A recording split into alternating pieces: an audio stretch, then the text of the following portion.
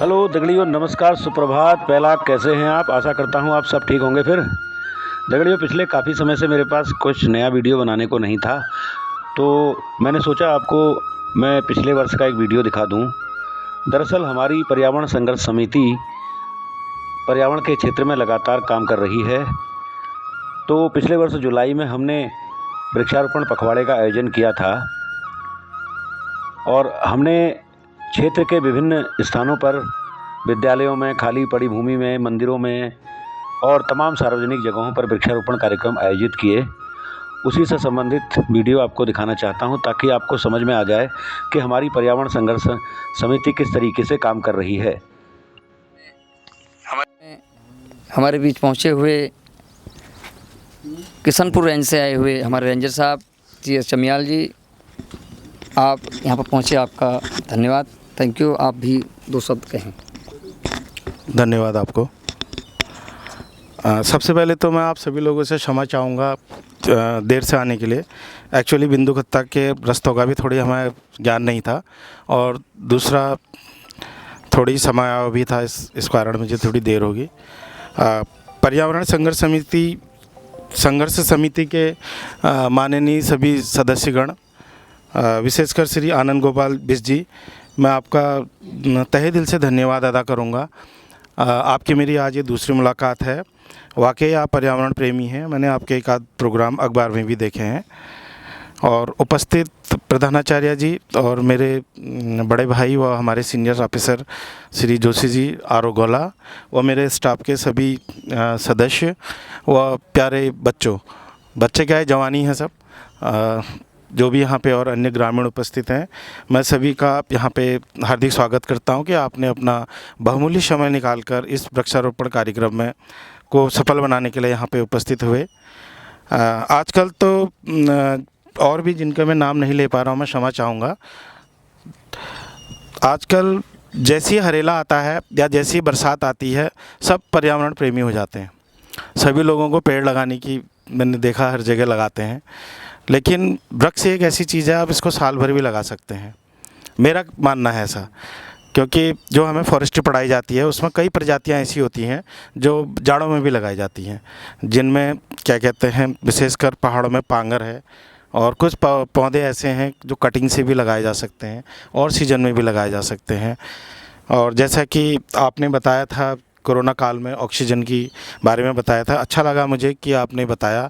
और बच्चों, आप विशेषकर ध्यान दें, क्योंकि आने वाले कल का फ्यूचर आप ही लोग हैं और आप लोगों ने लड़ाई बहुत उससे लड़नी है। ऑक्सीजन की कमी एक बार नहीं और आगे भी कई बार होने वाली है। तो मेरा बिंदुखत्ता के सभी क्षेत्रवासियों से और उपस्थित सभी महानुभावों से निवेदन है, ऑक्सीजन सिर्फ इन्हीं पेड़ों से नहीं मिलती। ऑक्सीजन के कुछ ऐसे इंडोर प्लांट्स भी हैं जिन्हें आप घर में लगा सकते हैं। तो आज के तो घर घर में नेट है और हर बच्चे के हाथ में मोबाइल है। आप कौन से ऐसे प्लांट हैं जो हमें ऑक्सीजन दे सकते हैं, उसमें विशेषकर जैसे एक स्नेक प्लांट है। स्नेक प्लांट आम तरीके से हो जाता है और बहुत कम पानी में हो जाता है, वो भी काफ़ी अच्छा स्नेक प्लांट माना जाता है। और गांव के अगर आप वृक्षारोपण की बात करें तो गांव के मंदिर हैं, गांव के चौपाल हैं, स्कूल के प्रांगण हैं, प्राइमरी स्कूल हैं और सड़क का कोई किनारा है। और बिंदुखत्ता क्षेत्र पूर्व में कभी आरक्षित वन क्षेत्र रहा है, तो यहाँ की जो भूमि है वो क्या कहते हैं, वानिकी दृष्टि से काफ़ी अच्छी मानी गई है। और मैं समझता हूँ यहाँ पे काफ़ी प्रजातियाँ, जब मैं आ रहा था तो पूर्व से लगी हुई दिख रही थी, जो स्थानीय लोगों ने लगाई हैं। काफ़ी फलदार पेड़ देखे और क्या कहते हैं, एक पौधा इस टाइप का भी देखा जिससे बायोफ्यूल बनाने वाली बात हो रही थी। मेरे नाम में अभी जेट्रोफा जो किनारे कहीं पे दिख रहा था। तो आप जो भी खाली पड़ी आपकी गांव की भूमि है, काफ़ी सघन है बिंदुखत्ता, लेकिन उसके बावजूद भी बिजी आप प्रयास कर रहे हैं कि यहाँ पे अधिक से अधिक पेड़ लगाए जाएं। तो जो भी आप पेड़ लगाएं, बरगद है, पीपल है और नीम है। नीम का पेड़ मुझे यहाँ कम दिख रहा है, तो आप लोग नीम का पेड़ लगाएं। और पाखड़ का पेड़ विशेषकर जगह जगह दुकानें खुल रही हैं, उस दुकानों के आगे आप लोगों से निवेदन है, दो चार जिनके जो बिजनेसमैन हैं वो अपने दुकानों के आगे एक आध पाखड़ का पेड़ तो लगाएं, ताकि गर्मियों में लोग वहाँ पे खड़े होते हैं, बैठते हैं, पानी पीते हैं। तो वाकई अगर आप पर्यावरण प्रेमी हैं या हम खाली बातें करने के लिए एकत्रित हुए हैं तो वो बात दूसरी है, लेकिन हम चाहते हैं कि हम करें और कुछ अच्छा करें, तो पाखड़ का पेड़ ज़रूर लगाइए। और बरगद का पेड़ लगाइए, पीपल का पेड़ लगाइए, और भी कई चीज़ें हैं। वन विभाग आज आप लोगों के साथ खड़ा है, पूर्व से भी जुड़ा है। हमारे बड़े भाई आरपी जोशी जब भी यहाँ पे रहे हैं गौला रेंज में, इनके कोई भी प्रोग्राम रहते हैं तो ये मेरे को तो विशेषकर बुलाते हैं, और जहाँ ये बुलाते हैं मैं अवश्य उपस्थित रहता हूँ। तो इनसे आप राय ले सकते हैं। मैं किशनपुर रेंज में अभी नया आया हूँ, मैं आपको सहयोग करने के लिए तैयार हूँ। वन विभाग सिर्फ आपको टेक्निकल जानकारी दे सकता है, जगह की जानकारी दे सकता है। यह भूमि जो है ये थोड़ी खादर वाली भूमि दिख रही है जहाँ पे आप पेड़ लगा रहे हैं, और मैंने इसका जो अवलोकन किया है यहाँ पे ग्राउजिंग काफ़ी है, गाय का गोबर भी दिख रहा है और चुगी हुई घास भी दिख रही है। आज हम पेड़ लगा के घर को चले जाएंगे, कल सवेरे ये बकरी खा के घर को चल जाएगी, तो ऐसी स्थिति नहीं आनी चाहिए। और माननीय प्रधानाचार्य जी से भी मेरा निवेदन है, अगर कहीं से बचत हो जाए तो कुछ ट्री गार्ड्स आप बना दें। ट्री गार्ड्स के लिए अगर आपको बचत की कोई दिक्कत आ रही है या कोई प्रॉब्लम आ रही है तो आप हमसे भी संपर्क कर सकती हैं। हम आपको बनाने वालों का एड्रेस दे सकते हैं, वो उधार भी बना के दे देते हैं, और जब आपके पास बचत हो तो आप उसको चार्ज कर सकती हैं। एनीवे, अगर हमारे पास ट्री गार्ड्स मेरे वहाँ रेंज में आ गए तो मैं अपनी तरफ से भी यहाँ पे ट्री गार्ड भिजवाने की कोशिश करूँगा। बिस जी ने आप यहाँ पे प्रयास किया है जामुन के पेड़ लगाने का। मेरी समझ से जामुन के पेड़ यहाँ पे सफलता प्रतिशत क्या रह सकता मैं कह नहीं सकता हूँ, लेकिन 33 साल की फॉरेस्ट्री में मैंने देखा कि जामुन जो है उसके लिए काफ़ी नमी वाली जगह में और माउंड बना के लगाया जाता है। और जामुन जो है ये ग्रेजिंग प्लांट भी है, और इसमें जैसे ये थोड़ी बड़ा होता है तो इसमें बंदर और कई तरह के नुकसान भी होते हैं। चलिए, एक अच्छी पहल है, कोशिश करते हैं जामुन नहीं लगेगा तो अगली बार कुछ और प्लांट मैं भी कोशिश करूंगा कि यहाँ पे लगाए जाएं।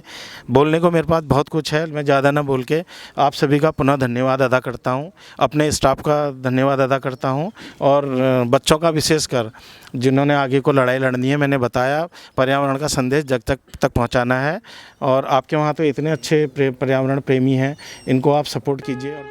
दगड़ियों, मैं यह बताना चाहता हूं कि हमारी पर्यावरण संरक्षण संघर्ष समिति अपने बलबूते पर काम कर रही है। हमारे पास किसी भी तरह का वित्तीय आधार नहीं है। हम पूरी तरीके से लोगों के डोनेशन और वन विभाग के सहयोग पर डिपेंडेड हैं। मैं तहे दिल से आभारी हूं वन विभाग का और प्रभागीय वनाधिकारी तराई पूर्वी संदीप कुमार जी का, और गौला रेंज के रेंजर तत्कालीन रेंजर आरपी जोशी जी का, तथा किशनपुर रेंज के रेंजर जीएन चन्याल जी का, साथ ही भूपाल सिंह जीना जी और पान सिंह मेहता जी और नीरज रावत जी का आभारी हूँ। और इसी के साथ आभारी हूँ हमारी पर्यावरण संघर्ष समिति के अध्यक्ष नंदन बोरा जी का, और छोटे भाई हर्ष बिष्ट का, हरीश बिसौती जी का, मूलचंद कोरी जी जो हमारे भूतपूर्व सैनिक हैं, गोपाल सिंह नेगी जी जो हमारे भूतपूर्व सैनिक हैं, और राजू नेगी हैं, और भी बहुत सारे साथी हैं जिनका अभी मुझे नाम याद नहीं आ रहा है, जो हमारी पर्यावरण संघर्ष समिति से जुड़े हुए हैं। घोड़ा नाला के सभी हमारे साथी, मैं उन सभी का आभार व्यक्त करता हूं कि आपने पर्यावरण संघर्ष समिति को सहयोग किया है, और यह सहयोग इसी तरीके से बना रहेगा, और इसी तरीके से हम पर्यावरण संरक्षण के क्षेत्र में कार्य करते रहेंगे। सभी का धन्यवाद और आभार। मैं अपने दर्शकों से निवेदन करता हूं कि यदि हमारा आज का ब्लॉग आपको अच्छा लगे तो प्लीज़ लाइक, शेयर, सब्सक्राइब कर दीजिए, और कमेंट करके हमें बता दीजिए। चैनल में नए हैं तो प्लीज़ सब्सक्राइब ज़रूर कर दीजिए। हाँ, धन्यवाद, नमस्कार, पैलाक।